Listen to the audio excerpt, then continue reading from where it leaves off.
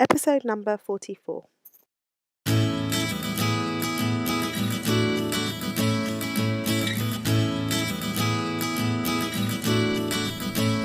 Hi, you're listening to the Careers Beyond Motherhood podcast with your host, Janine Esbrand. I'm here to help working mums like you to thrive in your careers and in motherhood. I share tips, strategies, and inspirational conversations with awesome women to help reduce the struggle in your juggle. Time for a day, Mummy. Hello, and welcome to the show. It is awesome to be talking to you today, especially in the mood that I am in.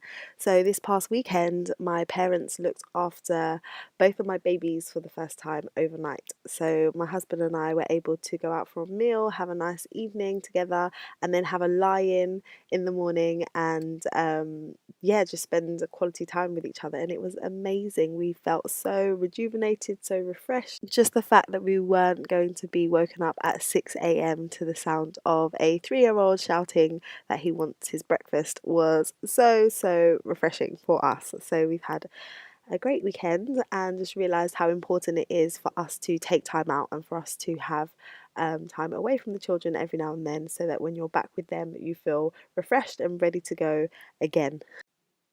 So today's a solo episode, and I want to share with you some insights that came to light after working with a client who emailed me this morning to tell me that she just accepted a job offer. Now, I'll go into detail about the backstory and draw out for you some principles that I think would be really useful for you if you are approaching job searching at this time or changing career direction. So when I first met this client, she had been working in her current role for over 10 years, and she's very experienced at what she did, and she had taken some time out to have her son and was back working on a part-time basis, so 3 days a week, but wasn't necessarily enjoying the work that she was doing on a day-to-day basis. So she knew she wanted to make a change, but she wasn't quite sure how to go about it. So that's where I came in, and we got talking about how I could support her with figuring out what her next steps should be, and then the whole process of finding a role and interviewing and securing a position. And so when we first started, we did some work on figuring out what it is she really wanted to do and what type of organization she wanted to do it in. And I want to encourage you that if you are looking for a new role, this first step is a step that many people miss. And it's one that's really important to take, because if you are feeling unfulfilled in your current role and then you just launch into a job search by starting to look at job boards and calling recruiters and thinking about where you can find opportunities, it means that you're probably going to be applying for something that's quite similar. You're going to apply for something that you feel like you're experienced enough to do, and so you often base that on your current experience. So what can end up happening is a few months down the line, 6 months or a year later, you're in the same position, feeling unfulfilled and feeling like you want to do something different but you're not quite sure what. So, the first thing that you should really do is take some time to reflect on what is important to you. So, what are your values? What are your passions? What is really important to you in terms of your day-to-day work, your environment, the type of work you want to be doing, the type of impact you want to be making, and the type of environment that you want to work in terms of the organization.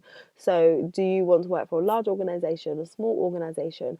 Where do you fit best? And what is it about your current role that you don't like? What is it about your current role or organization or environment or your day-to-day tasks that drive you crazy, so that you can really pinpoint and identify what you want to move away from and what you want to move towards. So doing this work with my client was really impactful and really useful for her, because she identified the exact type of industry that she wanted to be in. So she enjoyed the work that she was doing, but it was the industry in which she was doing it, and it was the organization that she was working for that wasn't necessarily providing her with the level of fulfillment that she was hoping for. So that was the first step that we went through. And then once she had identified what it was she was looking for, it made it a lot easier to filter out opportunities, to break down which types of opportunities would make sense for her to know where she should be seeking out these opportunities. And so having that step done, she was able to then start talking to people and networking with people and telling people what she was looking for. So the role that actually came up for her, it came through a contact. And this is another really important point. When you're looking for a job, one of the most impactful things that you can do is tell your network, share with the people in your immediate network and share with other people that you are looking, that you are seeking opportunities, because then you potentially have other people that are looking for opportunities in addition to you. You have more avenues to potential opportunities when people know that you are looking. So for my client, the opportunity came up from a friend.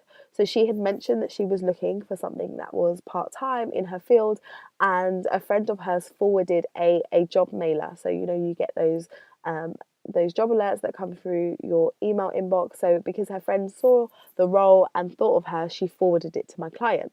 Now, if my client hadn't received this from her friend, the likelihood is she wouldn't have seen this role because she wasn't signed up to this recruitment agency's mailing list.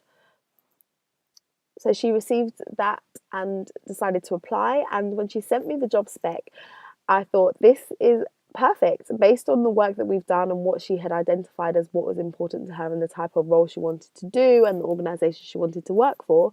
The job spec almost felt as though it was written for her. So I was really excited for her that this was a good opportunity. So she'd applied and then she got invited for interview.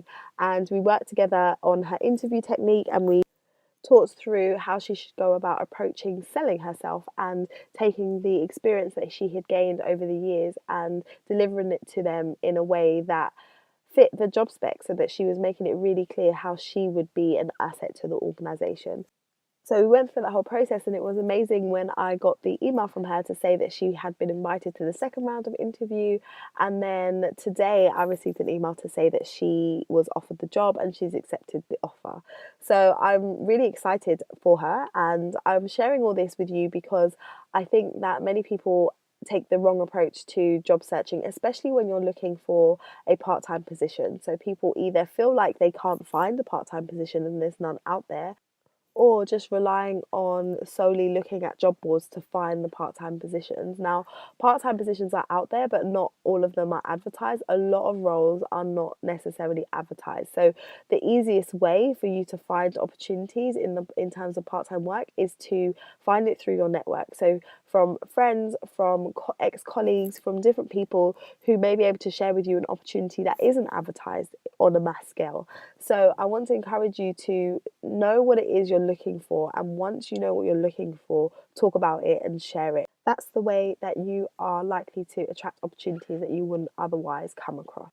Also, if you're feeling a bit apprehensive and anxious about the whole job search process, I would encourage you to seek out support. So, whether that is working with a coach or talking to a friend or mentor, I would encourage you to get somebody on your side that's going to help you with the whole process, because there's a lot of mindset issues that might come up for you, lack of confidence, feeling like you're not really able to or ready to go out there into the market and find a role that's suited and well aligned to you. So if you're struggling with any of those feelings or thoughts, then I would definitely encourage you to seek support.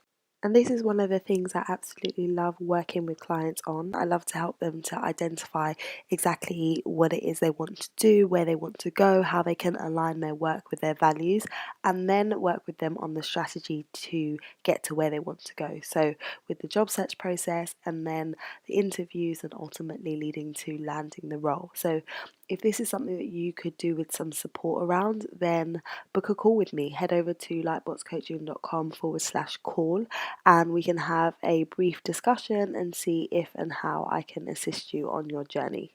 There are so many social media platforms, and if we're not careful, we can find ourselves going down a rabbit hole and spending a lot more time than we intend on social media. But one of the platforms that I think is a great place for you to hang out and for you to spend time and invest time is LinkedIn. So if you're job searching, if you are looking to expand your network, if you are seeking out new clients, LinkedIn is definitely the place to be. So over the last year or so, I've spent a lot more time learning the platform, getting to know how to use it properly and leveraging it, and it is amazing. So it would be great if you would come over and connect with me on LinkedIn so that I can get to know you and learn more about your journey.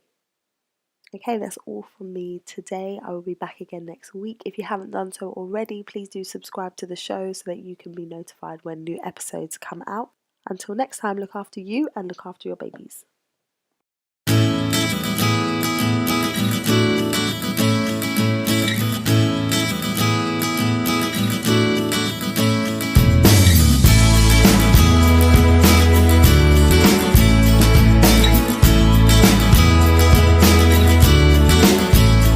This podcast features music from Sound.